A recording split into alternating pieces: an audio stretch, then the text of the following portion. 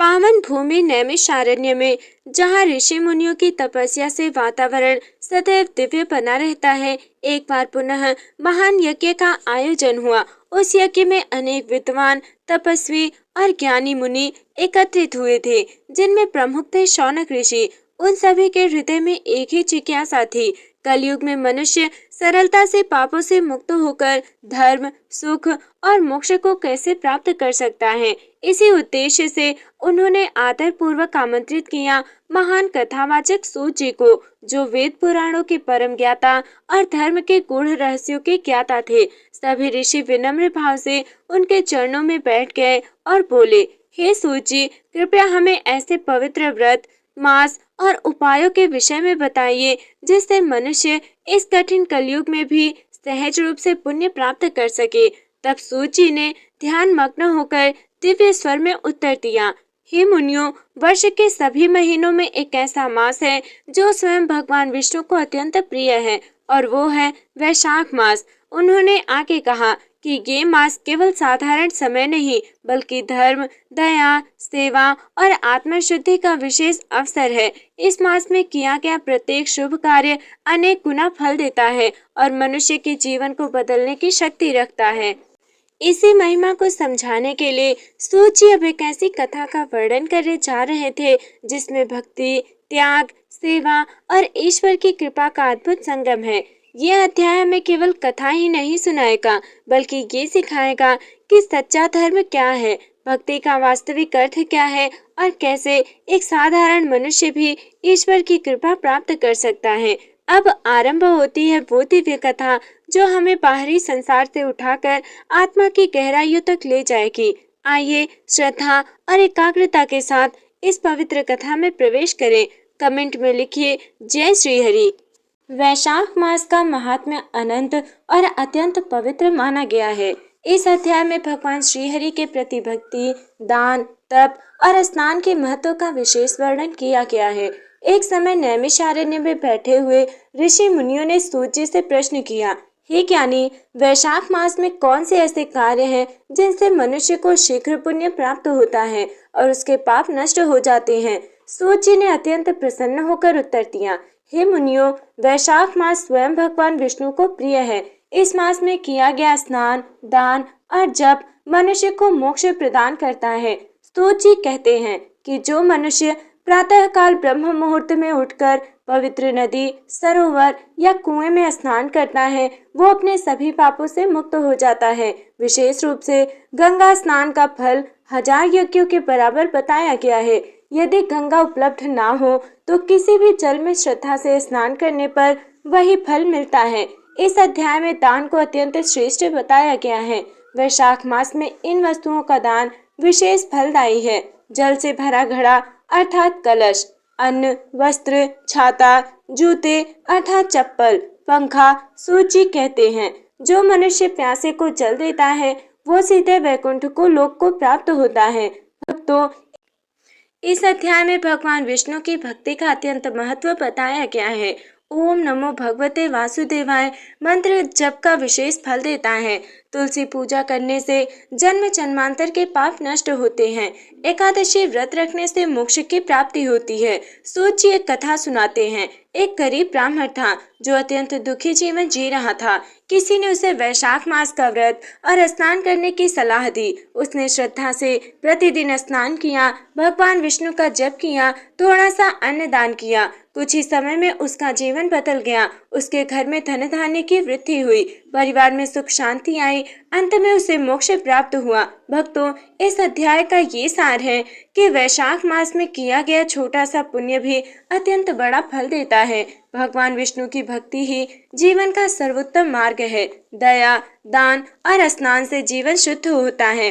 प्राचीन काल में जहाँ पृथ्वी पर धर्म की ज्योति प्रखर रूप से चल रही थी, वहाँ एक दिव्य स्थान था, नैमिषारण्य। यह स्थान देवताओं, ऋषियों और तपस्वियों का प्रिय माना जाता था।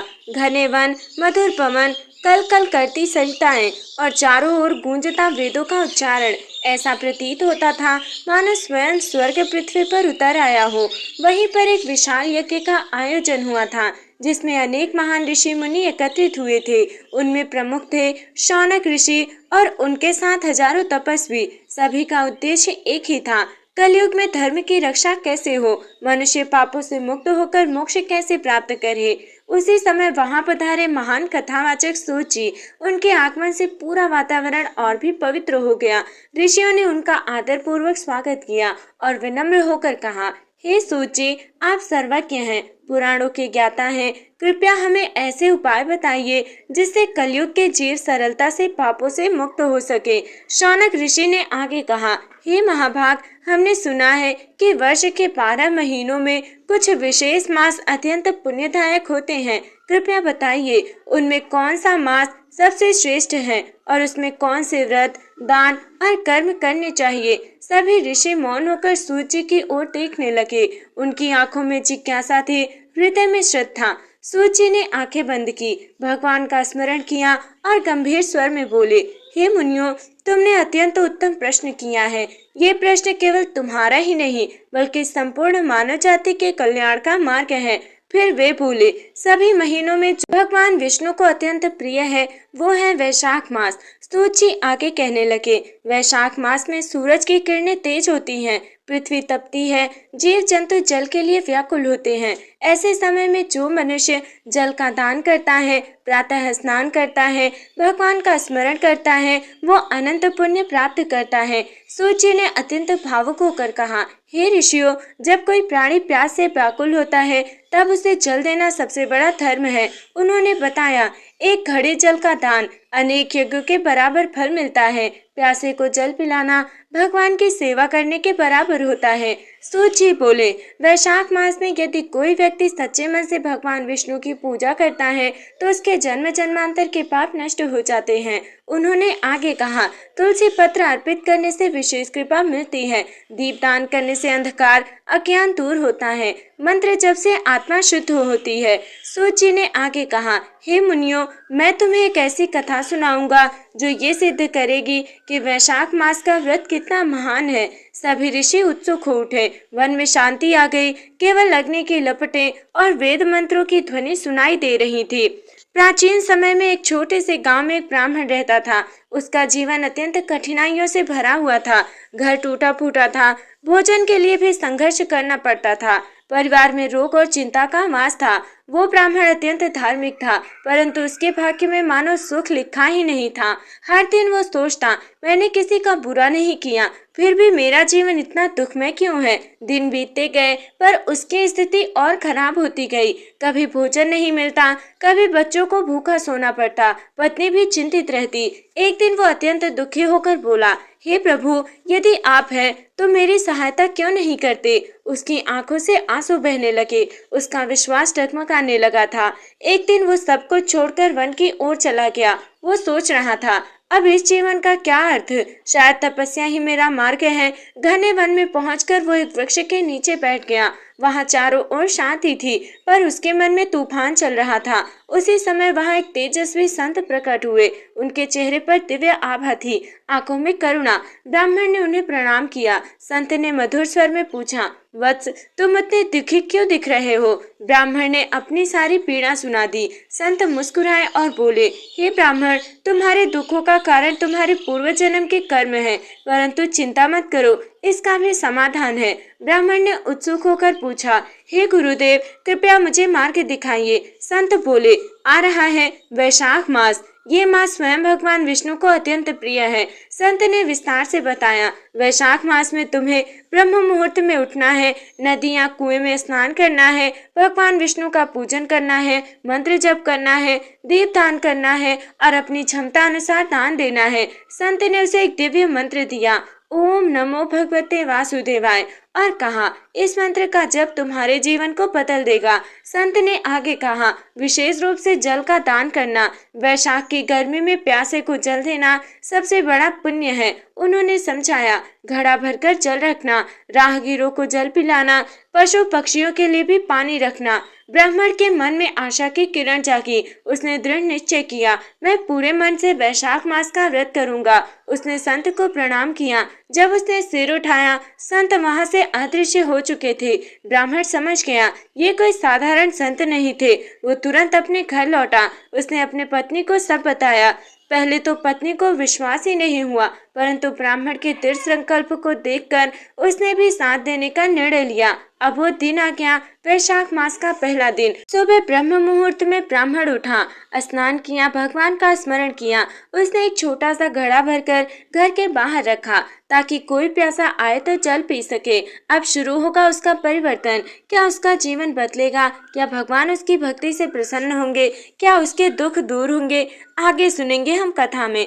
वैशाख मास के प्रथम दिन से ही उस ब्राह्मण ने पूरे नियम और श्रद्धा के साथ व्रत आरंभ किया। प्रत्येक दिन वो ब्रह्म मुहूर्त में उठता, शुद्ध जल से स्नान करता, मन ही मन भगवान विष्णु का स्मरण करता। उसका मन अब पहले की तरह व्याकुल नहीं था। धीरे धीरे उसमें एक अद्भुत शांति आने लगी। उसने अपने घर के बाहर एक घड़ा जल से भरकर रख दिया। जो भी राहगीर वहां से गुजरता वो उसे विनम्रता से जल पिलाता। प्यासे को जल, थके हुए को विश्राम, भूखे को थोड़ा अन्न, ये सब वो बिना किसी अहंकार के ही करता था। एक दिन एक वृद्ध यात्री वहां आया। वो अत्यंत प्यासा और थका हुआ था। ब्राह्मण ने तुरंत उसे बैठाया और जल पिलाया। वृद्ध ने प्रसन्न होकर कहा, वत्स, तुम्हारा ये छोटा सा कार्य तुम्हें महान फल देगा। कुछ ही दिनों में ब्राह्मण ने अपने जीवन में परिवर्तन महसूस करना शुरू किया। घर में पहले जैसी कलह नहीं रही। परिवार के चेहरे पर मुस्कान आने लगी। मन में संतोष का भाव उत्पन्न हुआ। उसकी पत्नी भी अब प्रसन्न रहने लगी। दोनों मिलकर भगवान की भक्ति करने लगे। एक दिन जब ब्राह्मण पूजा कर रहा था तब उसे एक दिव्य प्रकाश दिखाई दिया। वो प्रकाश धीरे धीरे उसके सामने प्रकट हुआ। उसके हृदय में भय और श्रद्धा दोनों उत्पन्न हुए। प्रकाश के मध्य से एक दिव्य स्वर आया, वत्स, मैं तुम्हारी भक्ति से अत्यंत प्रसन्न हूँ। ब्राह्मण ने कांपते हुए पूछा, आप कौन हैं? तभी उस प्रकाश से प्रकट हुए स्वयं भगवान विष्णु, चार भुजाएं, शंख, चक्र, गदा और पद्म धारण किए हुए, दिव्य आभा से युक्त। ब्राह्मण भूमि पर गिर पड़ा और बोला, हे प्रभु, मैं धन्य हो गया। भगवान विष्णु ने कहा, हे ब्राह्मण, तुमने वैशाख मास में जो व्रत, स्नान और दान किया है उससे मैं अत्यंत प्रसन्न हूँ। उन्होंने आगे कहा, मांगो, क्या वरदान चाहते हो? ब्राह्मण ने विनम्र होकर कहा, हे प्रभु, मुझे केवल आपकी भक्ति चाहिए। मेरे परिवार को सुख और शांति मिले। भगवान मुस्कुराए और बोले, तथास्तु। फिर उन्होंने आशीर्वाद दिया, तुम्हारे घर में कभी अभाव नहीं रहेगा। तुम्हारा जीवन सुखमय होगा। अंत समय में तुम्हें मोक्ष प्राप्त होगा। ये कहकर भगवान अदृश्य हो गए। उस दिन के बाद ब्राह्मण का जीवन पूरी तरह बदल गया। घर में धन धान्य की वृद्धि हुई। परिवार स्वस्थ और प्रसन्न रहने लगा। गांव में उसका सम्मान बढ़ गया। परंतु सबसे बड़ी बात, उसका मन हमेशा भगवान की भक्ति में लगा रहता था। भक्तों, इस भाग का संदेश अत्यंत स्पष्ट है कि सच्ची भक्ति कभी व्यर्थ नहीं जाती। छोटा सा दान भी महान फल देता है। श्रद्धा और नियम से किया गया व्रत जीवन बदल सकता है।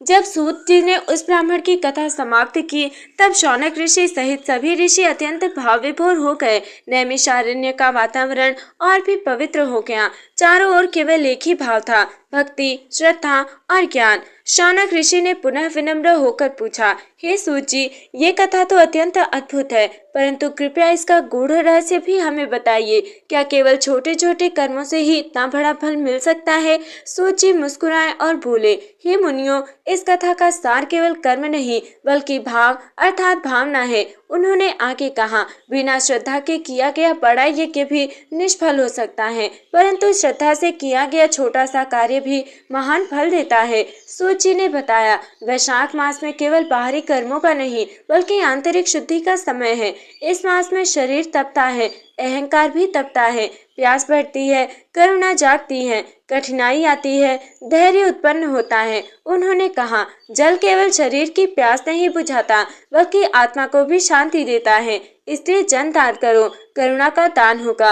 अन्न दान करो, जीवन का दान होगा। ज्ञान दान करो, मोक्ष का मार्ग खुलेगा। सूची बोले, जो मनुष्य वैशाख मास में भगवान विष्णु का स्मरण करता है वो धीरे धीरे अपने भीतर के अंधकार को दूर कर देता है। उन्होंने बताया, भक्ति से मन शुद्ध होता है, जब से चित्त स्थिर होता है, सेवा से अहंकार नष्ट होता है। सूची ने वैशाख मास के कुछ विशेष नियम बताए। प्रातःकाल ब्रह्म मुहूर्त में उठना, स्नान करना, करना, सूर्य को अर्घ्य देना, पूजा नियम भी बताए। भगवान विष्णु की पूजा करो, तुलसी पत्र अर्पण करो, दीप दान करो, दान करने का भी नियम बताया। जल का दान करो, अन्न का दान करो, वस्त्र और छाता दान करो। सूत जी ने अंत में कहा, हे मुनियों, ये कथा हमें सिखाती है कि जीवन में सच्ची भक्ति, सेवा और दया ही सबसे बड़ा धर्म है। उन्होंने आगे कहा, जो मनुष्य वैशाख मास में इन नियमों का पालन करता है वो इस जीवन में सुख और अंत में मोक्ष प्राप्त करता है। सभी ऋषि अत्यंत प्रसन्न हुए। उन्होंने सूत जी को प्रणाम किया और कहा, आपने हमारे जीवन को धन्य कर दिया। पवित्र नैमिषारण्य में जब सूत जी ने अपने उपदेश को आगे बढ़ाया तो सभी ऋषि अत्यंत ध्यानपूर्वक सुनने लगे। शौनक ऋषि ने कहा, हे सूत जी, आपने हमें वैशाख मास की महिमा और कथा का अद्भुत वर्णन किया। अब कृपया हमें ये बताइए कि जो मनुष्य इस व्रत को पूरी श्रद्धा से करता है उसे कौन कौन से फल प्राप्त होते हैं। सूत जी बोले, हे मुनियों, वैशाख मास का व्रत करने वाले मनुष्य को केवल बाहरी सुख ही नहीं बल्कि आंतरिक शांति और दिव्य ज्ञान भी प्राप्त होता है।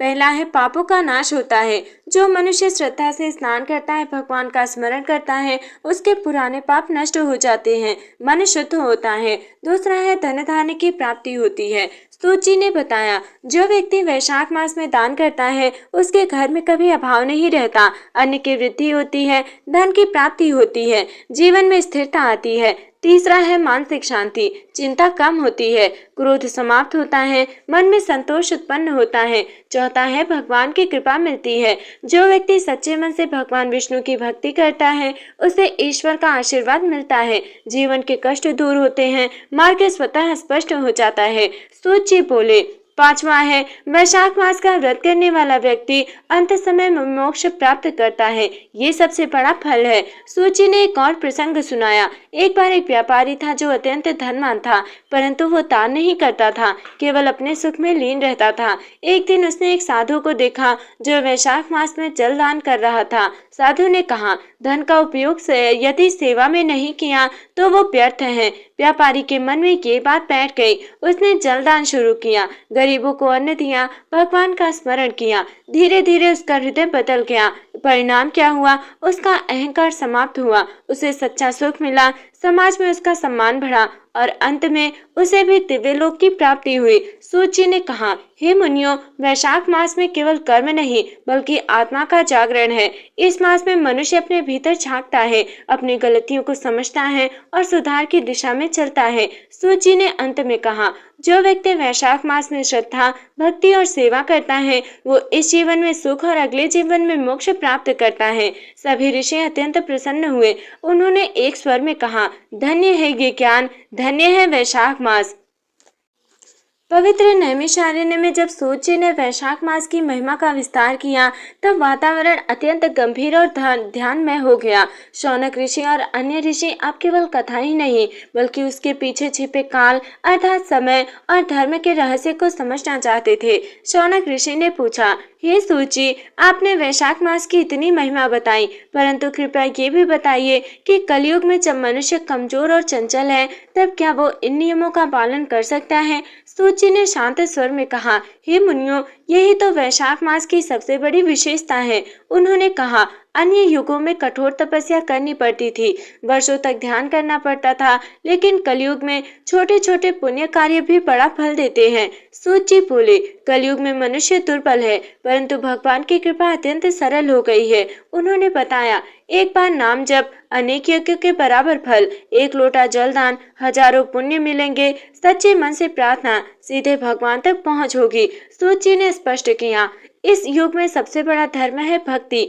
जो व्यक्ति सच्चे मन से भगवान विष्णु का नाम लेता है, दूसरों की सेवा करता है, अहंकार त्याग देता है, वो आसानी से जीवन के कष्टों से पार हो जाता है। सूत जी ने एक रहस्य बताया, हे मुनियों, वैशाख मास में देवता स्वयं पृथ्वी पर विचरण करते हैं। वे साधारण मनुष्य के रूप में आते हैं, लोगों की परीक्षा लेते हैं और उनके कर्मों के अनुसार आशीर्वाद देते हैं। इसलिए उन्होंने कहा, हर व्यक्ति के साथ अच्छा व्यवहार करो, किसी को तुच्छ मत समझो, हर जीव में भगवान का अंश देखो। सूत जी बोले, सच्चा व्रत केवल बाहरी नहीं बल्कि भीतर का परिवर्तन है। उन्होंने समझाया। यदि मन में क्रोध है उसे त्यागो, यदि मन में लोभ है उसे नियंत्रित करो, यदि मन में अहंकार है उसे समाप्त करो। भक्तों, सेवा का गहरा अर्थ है जब तुम किसी प्यासे को जल देते हो तो केवल शरीर ही नहीं बल्कि अपने भीतर की करुणा को भी जगाते हो। सूत जी ने कहा, वैशाख मास में ध्यान करना चाहिए, मौन का पालन करना चाहिए,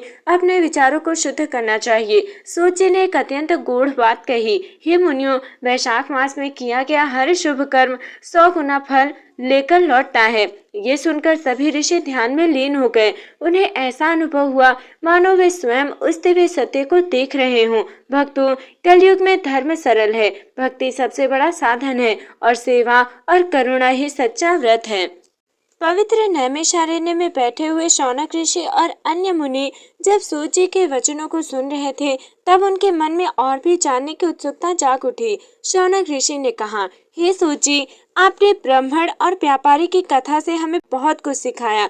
क्या कोई ऐसा उदाहरण भी है जिसमें कोई राजा वैशाख व्रत के यात्रियों के लिए विश्राम स्थल बनाए जाए, गरीबों को भोजन दिया जाए? कुछ ही दिनों में प्रजा खुश रहने लगी, राज्य में शांति फैल गई, राजा के मन में भी शांति आने लगी, उसका अहंकार धीरे धीरे समाप्त होने लगा। एक रात राजा सोचने लगा, मैंने इतना धन होते हुए भी कभी सच्चा सुख नहीं पाया और अब ऐसा सेवा करके जो शांति मिल रही है वो अद्भुत है।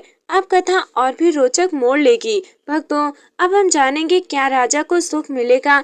पवित्र नैमिषारण्य में जब सूत जी ये कथा सुना रहे थे तब सभी ऋषि एकाग्र चित्त होकर सुन रहे थे। शौनक ऋषि के मन में भी ये जानने की तीव्र इच्छा थी कि उस राजा का आगे क्या हुआ। वैशाख मास के कुछ दिन बीत चुके थे। अब वो राजा जो पहले अहंकारी था पूरी तरह बदलने लगा था। वो स्वयं प्रातः काल उठकर स्नान करता, विनम्र होकर भगवान विष्णु की पूजा करता, गरीबों की सेवा में समय बिताता। अब उसे सेवा में ही आनंद मिलने लगा था। प्यासे को जल पिलाना, भूखे को भोजन देना, दुखियों को सहारा देना, ये सब उसके जीवन का हिस्सा बन गया। एक दिन भगवान विष्णु ने उसकी भक्ति की परीक्षा लेने का निश्चय किया। वे एक साधारण वृद्ध ब्राह्मण का रूप धारण करके राजा के पास आए। वो वृद्ध अत्यंत दुर्बल और प्यासा दिखाई दे रहा था। वो धीरे धीरे चलते हुए राजा के पास पहुंचा और बोला, राजन, मुझे बहुत प्यास लगी है, क्या मुझे जल मिलेगा? राजा तुरंत उठ खड़ा हुआ। उसने अपने हाथों से उस वृद्ध को जल पिलाया और उसे बैठाया। फिर उसने अपने सेवकों से कहा, इनके लिए भोजन और विश्राम की व्यवस्था करो। वृद्ध ने भोजन करने के बाद कहा, राजन, क्या मैं कुछ और मांग सकता हूँ? राजा ने विनम्रता से कहा, आप जो चाहें मैं देने के लिए तैयार हूँ। वृद्ध ने कहा, मुझे आपका सबसे प्रिय वस्तु चाहिए। राजा एक क्षण के लिए सोच में पड़ गया। उसने सोचा, क्या मैं अपना धन दे दूं, क्या मैं अपना सिंहासन दे दूं या कुछ और? फिर उसने अपने मन से पूछा, मेरी सबसे प्रिय वस्तु क्या है? कुछ देर बाद राजा ने सिर झुकाकर कहा, हे ब्राह्मण, मेरी सबसे प्रिय वस्तु मेरा अहंकार था और मैंने उसे पहले ही त्याग दिया है। फिर उसने कहा, अब मेरे पास जो कुछ भी है वो सब आपका है। ये सुनते ही वो वृद्ध मुस्कुरा पड़ा। अचानक उसके शरीर से दिव्य प्रकाश निकलने लगा और उसी क्षण वहां प्रकट हुए स्वयं भगवान विष्णु। चारों ओर प्रकाश फैल गया। राजा आश्चर्यचकित होकर भूमि पर गिर पड़ा। हे प्रभु, मैं धन्य हो गया। भगवान विष्णु ने कहा, राजन, तुमने सच्चे मन से वैशाख व्रत किया है। तुमने केवल कर्म नहीं बल्कि अपने हृदय को बदल दिया है। भगवान ने कहा, तुम्हारा राज्य सदा सुखी रहेगा, तुम्हारी कीर्ति चारों दिशाओं में फैलेगी, अंत समय में तुम्हें मोक्ष प्राप्त होगा। उस दिन के बाद राजा पूरी तरह धर्मात्मा बन गया। उसने न्याय और करुणा से राज्य चलाया। प्रजा उसे प्रेम करने लगी।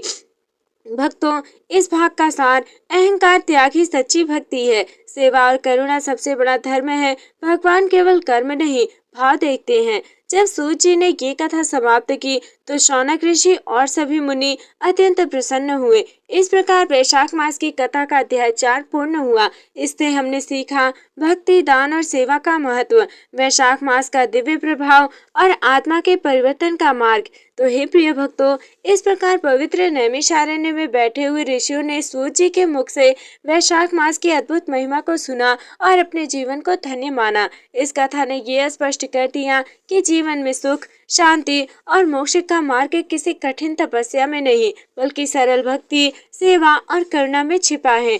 चाहे वो निर्धन ब्राह्मण हो, धनवान व्यापारी हो या शक्तिशाली राजा, जब जब उन्होंने सच्चे हृदय से भगवान विष्णु की शरण ली, तब तब उनका जीवन परिवर्तित हुआ। वैशाख मास हमें ये सिखाता है कि एक लोटा जल भी किसी के जीवन में अमृत बन सकता है। एक सच्ची प्रार्थना ईश्वर तक तुरंत पहुंचती है। एक छोटा सा दान भी अनंत पुण्य का कारण बन सकता है।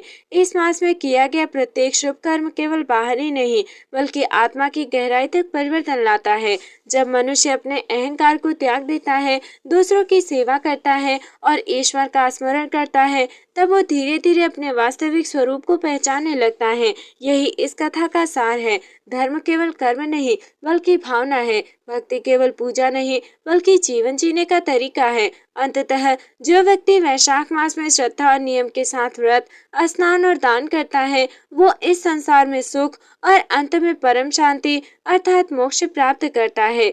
भगवान से यही प्रार्थना है, हे भगवान विष्णु, हमें भी ऐसा ही निर्मल हृदय, सच्ची भक्ति और सेवा का भाव प्रदान करे, ताकि हमारा जीवन भी आपके चरणों में समर्पित हो सके।